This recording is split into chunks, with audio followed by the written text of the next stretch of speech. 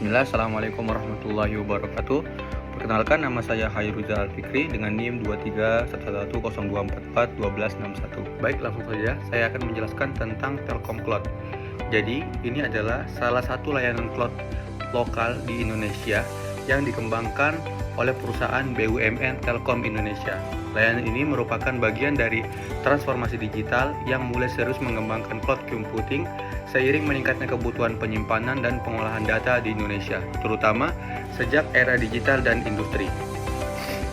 Telkom kemudian menghadirkan Neocentrix, yaitu ekosistem data center dan cloud yang tersebar di berbagai kota di Indonesia, dengan tujuan mendukung kedaulatan data nasional dan mengurangi ketergantungan pada layanan cloud di luar negeri.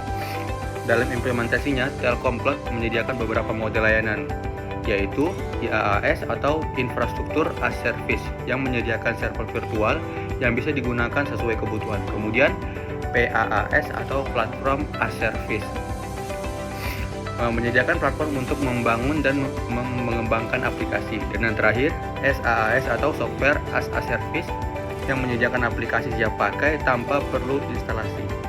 Karena memiliki data center di dalam negeri, layanan ini sangat cocok digunakan oleh perusahaan, instansi pemerintah, maupun startup yang membutuhkan keamanan data, akses cepat, serta kepatuhan terhadap regulasi Indonesia. Baik, kemudian kelebihan Telkom Cloud antara lain itu yang pertama, latensi rendah atau akses cepat. Karena server berada di Indonesia, akses data menjadi lebih cepat dibandingkan cloud di luar negeri. Kemudian kepatuhan regulasi.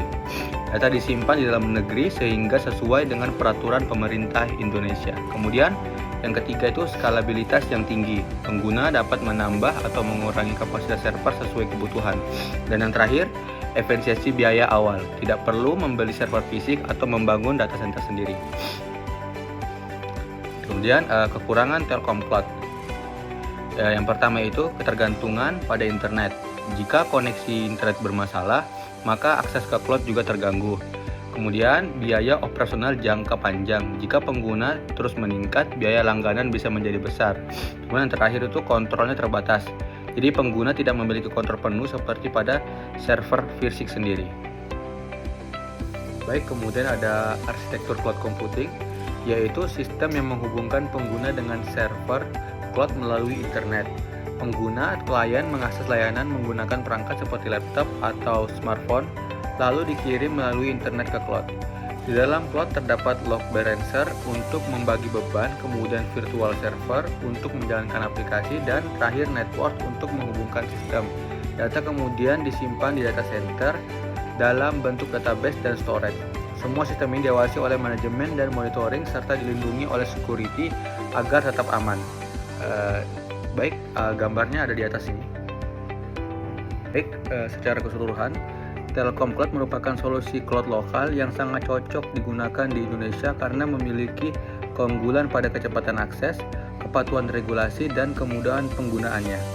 Namun, pengguna tetap harus mempertimbangkan faktor biaya dan ketergantungan pada koneksi internet sebelum menggunakannya.